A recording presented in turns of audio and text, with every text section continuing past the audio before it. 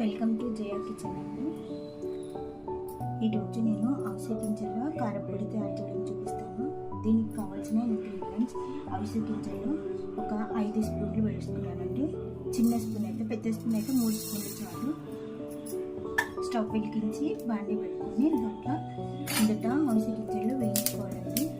ఇలా చిట్పట్లాడే వరకు వేయించుకోవాలి. అవిసె గింజలు అంటే మార్కెట్ తెచ్చాను కదా, ఇలా ఉంటుంది.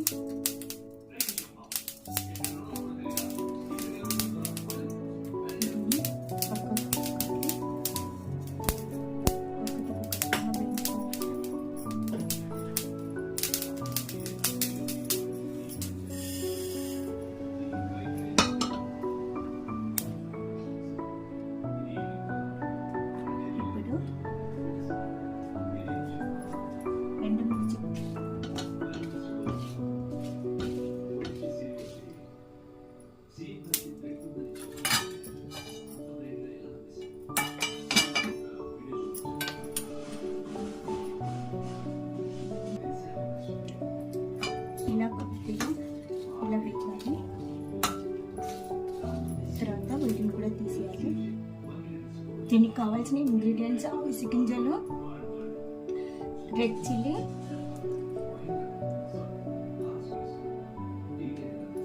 వేరుశనక్కాయలు 2 స్పూన్స్, 1 స్పూన్ ధనియాలు, 2 స్పూన్స్ నువ్వులు, 1 స్పూన్ జీలకర్ర, చిన్న స్పూను మినప్పప్పు పొట్టు తీయని చేస్తున్నాండి,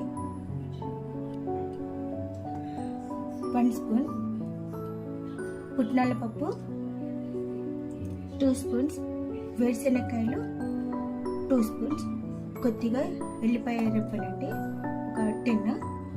ఇవన్నీ డ్రై రోస్ట్ చేయాలి.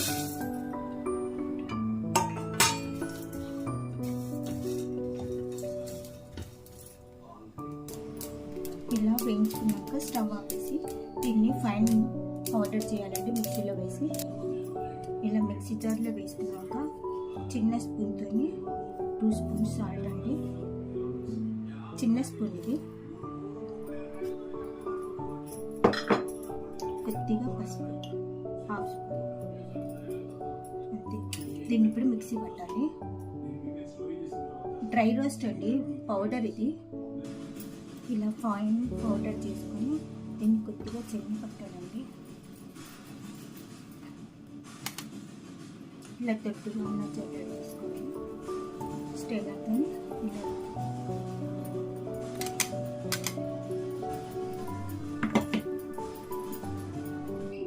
ఇలా చిన్న పడితే కొద్దిగా బరకగా ఉన్నది ఇది మిగులుతుందండి. రెడీ అండి టేస్టీ అవిసె గింజల కారపొడి ready to. Thanks for watching అండి.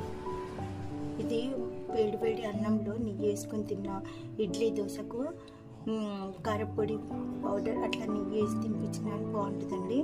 కొద్దిగా అవిసె గింజల స్మెల్ కూడా వస్తుంటుందండి. అవిసె గింజలు ఆరోగ్యానికి చాలా మంచిది, అందుకే ఇలా చేశాను. డైరెక్ట్ తినడానికి అంత టేస్ట్ అనిపించదు కాబట్టి ఇలా కారపొడిలాగా చేసుకొని తింటే చాలా బాగుంటుందండి.